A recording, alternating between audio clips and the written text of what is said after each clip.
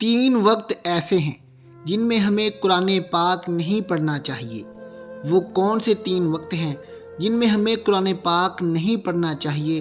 آج میں یہی آپ لوگوں کو بتانے جا رہا ہوں۔ بسم اللہ الرحمن الرحیم۔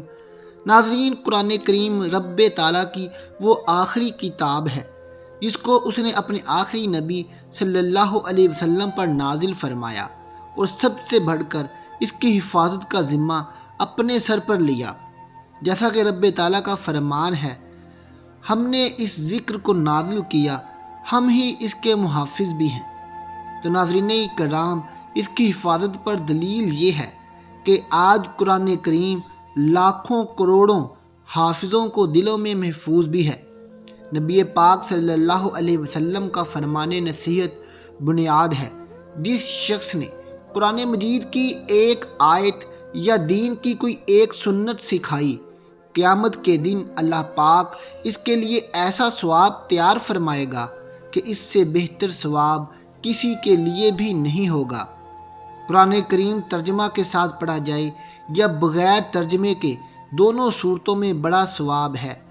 اگر کسی شخص کو ترجمہ نہیں آتا یا ترجمہ آتا ہے لیکن وہ معنی پر غور کیے بغیر صرف قرآن کریم کی تلاوت کرتا ہے تو یہ بھی بڑا اجر و ثواب رکھتا ہے۔ ترجمے کے ساتھ ہی قرآن کریم کا پڑھنا لازم نہیں ہے۔ قرآن مجید عربی زبان میں نازل ہوا ہے اور اس کے ہر لفظ کی تلاوت پر احادیث میں 10 نیکیوں کا وعدہ کیا گیا ہے۔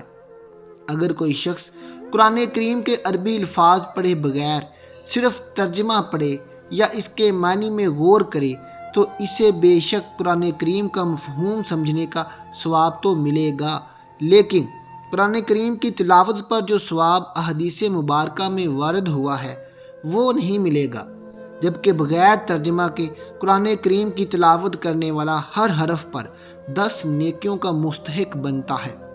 جیسا کہ حدیث مبارکہ میں ایک حرف پڑھنے پر 10 نیکیوں کی فضیلت بتائی گئی ہے، اور اس کی مثال سمجھاتے ہوئے فرمایا گیا ہے کہ الف لام میم ایک حرف نہیں ہے، بلکہ الف الگ حرف ہے اور لام الگ حرف ہے اور میم الگ حرف ہے۔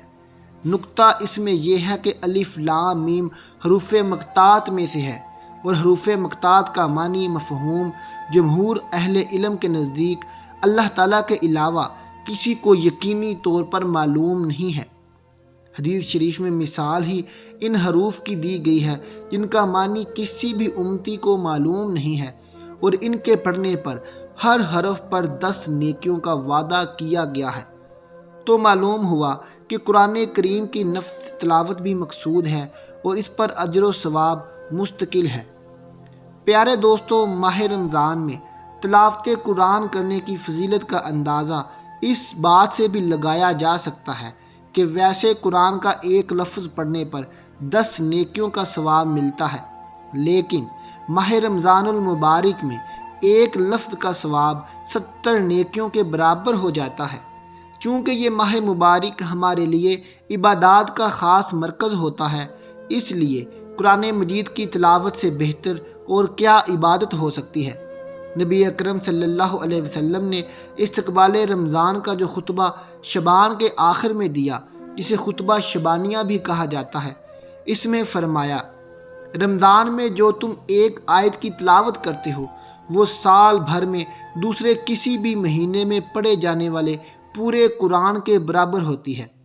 قرآن کریم کس دن نازل ہوا تو اس کا جواب بھی سورۃ القدر میں اللہ تبارک و تعالیٰ نے دے دیا ہے، جس کا ترجمہ کچھ یوں ہے، یقیناً ہم نے اتارا ہے اس قرآن کو لیلۃ القدر میں۔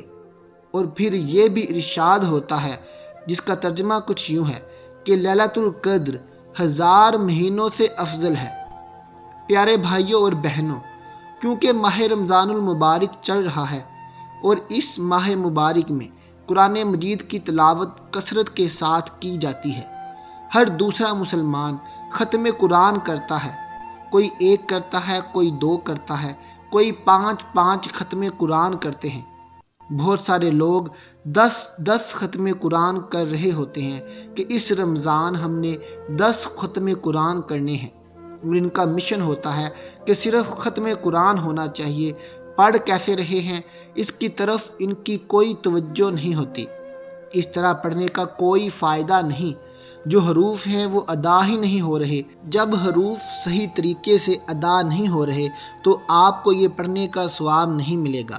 تو آپ چاہیں ایک قرآن پاک ختم کریں، لیکن صحیح طریقے سے آپ پڑھیں، صحیح طریقے سے قرآن پاک خوبصورت آواز میں تلفظات کی ادائیگی کے ساتھ، حروف کی ادائیگی کے ساتھ قرآن مجید کی تلاوت کرنی چاہیے۔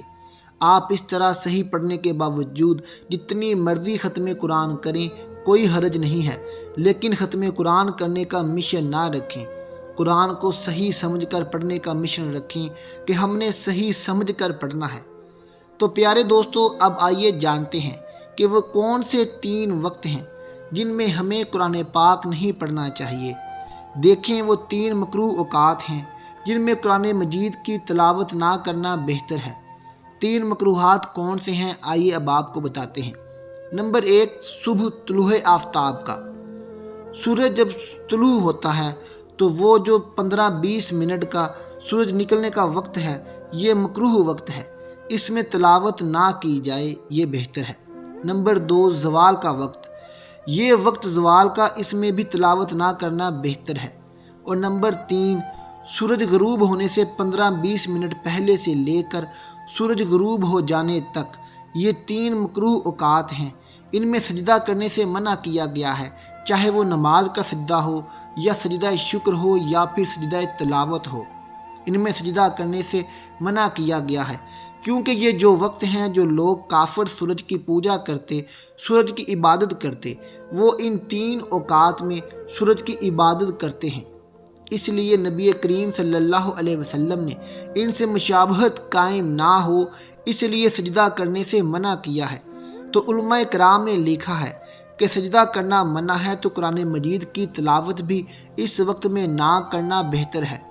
ناظرین، افضل ہے کہ اس وقت میں جو اوقات مکروہ ہیں، ان میں انسان تلاوت قرآن پاک کو مؤخر کر کے ذکر و اذکار، تسبیحات، درود پاک میں مشغول ہو جائے تو یہ زیادہ بہترین ہے۔ کہ اگر کوئی پڑھتا ہے تو ایسا نہیں ہے کہ وہ گناہ کا کام کر رہا ہے، وہ گناہ گار ہوگا، یا اس طرح پڑھنا جائز نہیں ہے؟ بالکل نہیں، پڑھنا بھی جائز ہے، گناہ گار بھی نہیں ہوگا، لیکن اس وقت یہ جو 3 مکروہ وقت ہیں، ان میں قرآن پاک نہ پڑھنا یہ زیادہ بہتر ہے۔ اس وقت میں تلاوت کلام پاک کو روک کر ذکر و اذکار، تسبیحات میں مشغول ہو جانا یہ زیادہ بہتر ہے۔ ناظرین، مجھے امید ہے کہ آپ کو میری بات سمجھ آ گئی ہوگی۔ ناظرین، اس بات میں کوئی شک و شبہ نہیں کہ ہمارے نبی صلی اللہ علیہ وسلم نے ماہ رمضان میں تلاوت کو بہت پسند فرمایا ہے۔ جو لوگ خود تلاوت نہ کر سکتے ہوں اور کسی سے سن لیں تو یہ بھی ایک پسندیدہ عمل ہے۔ حضرت ابو ہریرہ رضی اللہ تعالیٰ عنہ بیان کرتے ہیں کہ حضور نبی اکرم صلی اللہ علیہ وسلم حجرہ مبارک سے باہر تشریف لائے تو آپ صلی اللہ علیہ وسلم نے دیکھا کہ رمضان المبارک میں لوگ مسجد کے ایک گوشہ میں نماز پڑھ رہے تھے۔ آپ صلی اللہ علیہ وسلم نے دریافت فرمایا، یہ کون لوگ ہیں؟ عرض کیا گیا، یہ وہ لوگ ہیں جنہیں قرآن پاک یاد نہیں۔ حضرت ابی بن کعب رضی اللہ تعالیٰ عنہ نماز پڑھتے ہیں اور یہ لوگ ان کی اقتداء میں نماز پڑھتے ہیں۔ تو حضور نبی اکرم صلی اللہ علیہ وسلم نے فرمایا، انہوں نے درست کیا، اور کتنا ہی اچھا عمل ہے جو انہوں نے کیا۔ پیارے دوستو، اللہ تعالیٰ سے دعا ہے کہ اللہ تعالیٰ ہم تمام مسلمانوں کو رمضان المبارک کے روزے رکھنے اور اس ماہ مبارک میں زیادہ سے زیادہ عبادات کرنے اور تلاوت قرآن کرنے کی توفیق عطا فرمائے۔ آمین ثم آمین۔ آخر میں تمام دوستوں سے گزارش ہے کہ کمنٹ باکس میں ایک بار اللہ ضرور لکھ دیں۔ ملتے ہیں آپ سے اپنی اگلی ویڈیو کے ساتھ، تب تک اپنا بہت خیال رکھیے گا۔ اللہ حافظ۔